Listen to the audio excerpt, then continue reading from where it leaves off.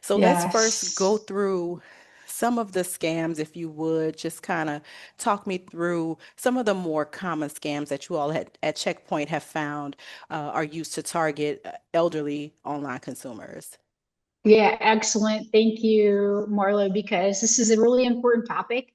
And I was, we have really direct involvement in cyber attacks for enterprises on a daily basis, right? We work with customers that need our help, but we also go out and do a lot of getting out there, helping different groups of people understand what the risks are.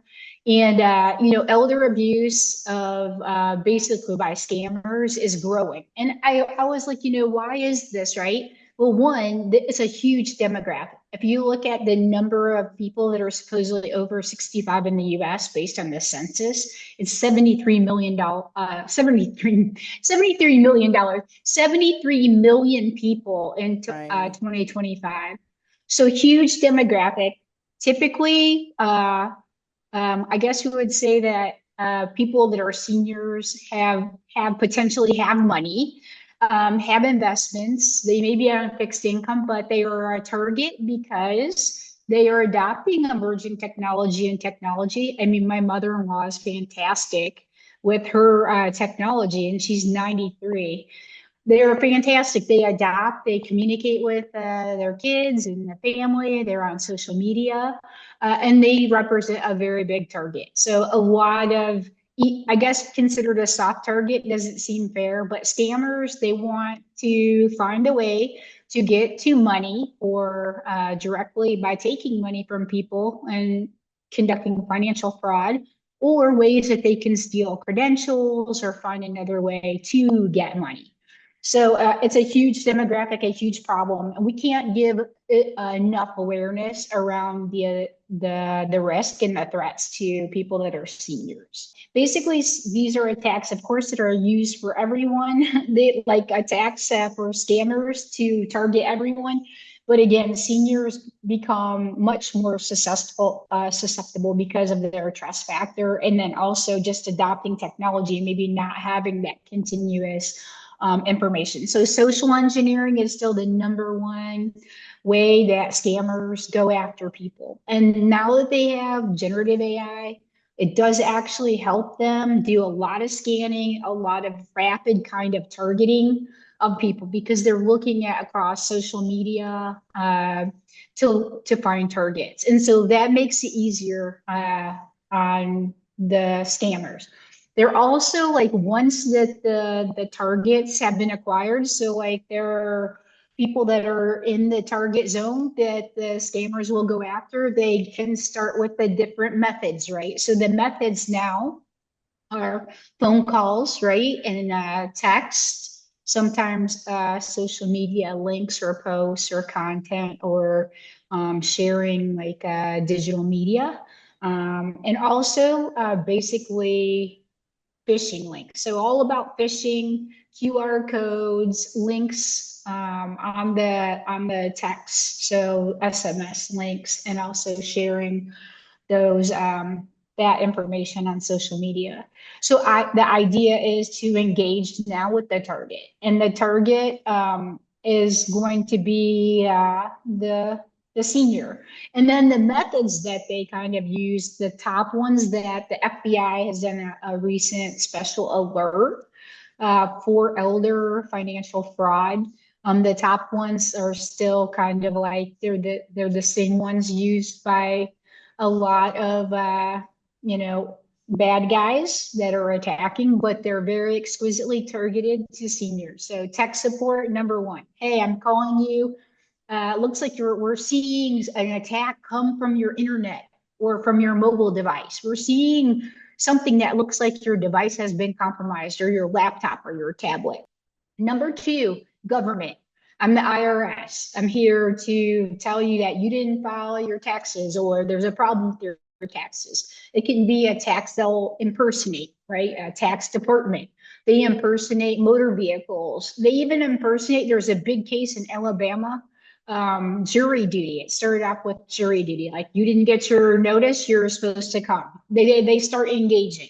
The other thing, it will be your bank. Number three, bank. Hey, your bank, there's a problem. It looks like somebody accessed your account. Click on this link, change your passcode. No, no, no, no.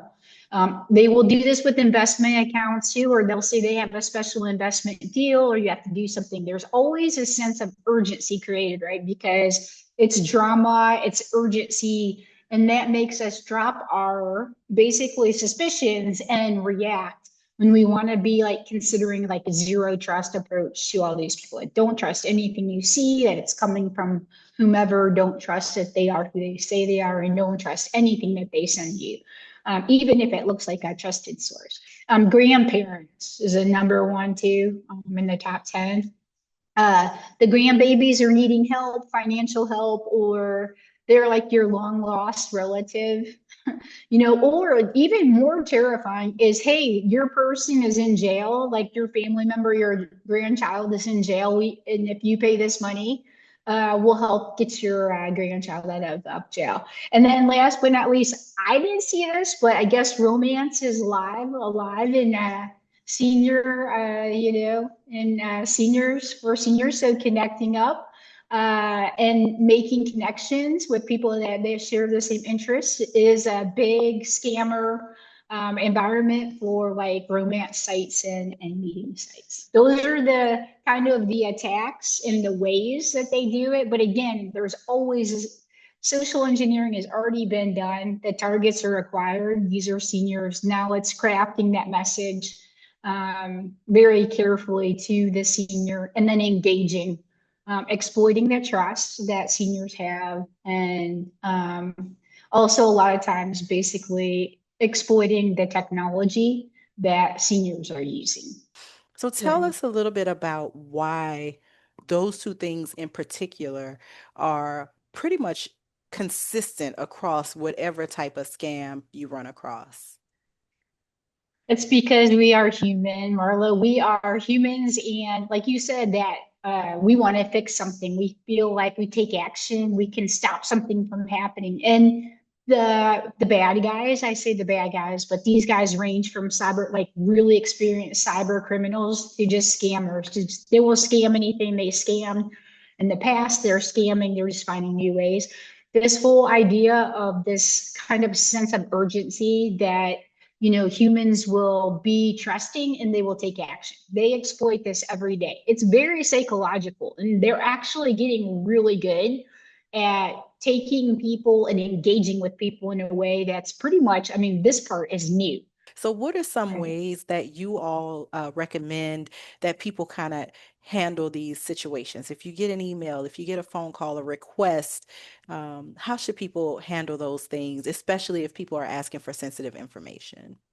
Yeah, absolutely. Like we use this in cybersecurity. It's called zero trust. In zero trust, network access, identity. So we also like to say, can you use this zero trust approach with the way that we engage other people, right? Somebody comes to us, someone calls us, somebody sends a text saying, hey, I saw you at this event, remember me? And you're like, no, I don't remember. Don't talk to them, right? Zero trust means, as much as possible, don't treat anyone that comes to you via any method, email, phone call, text message, social media, as a real person that is really who they say they are. And never, ever, ever, we say this every time, zero trust content or emails or links that you receive. Just don't react. If anyone, your bank, if somebody comes to you and they says it's your bank, or we see a fraud alert, they will never, ever, ever text you with a link to go change your passcode, right? It's never going to happen. If there's a fraud alert, they were going to call you, and there's methods for you to verify that they are who they say they are. This goes for family members too. Even we talked about having like a challenge word that everyone can know in the family. So if somebody says, "Hey, there's a problem with this," your child or your grandchild or somebody in a family told us to call you, then you tell them, "Hey, you have to tell me what the family code is," right? They have to tell you, right? It's a challenge method. And it's the same one like some of us have for our security systems, right? If the security alarm goes off, they'll call us and say, hey, challenge, that's the challenge password or whatever. So we like to use that as well. We should talk about these things and share this information. We like to say have good security on all your devices. Do the best you can.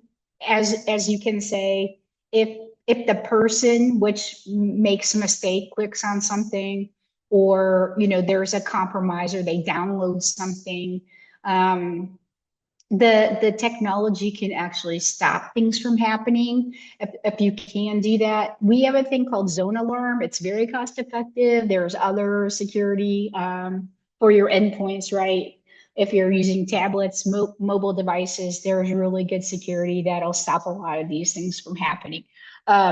Never use the same password, the same. If you can use two-factor authentication and get like a one-time passcode, those are all good best practices.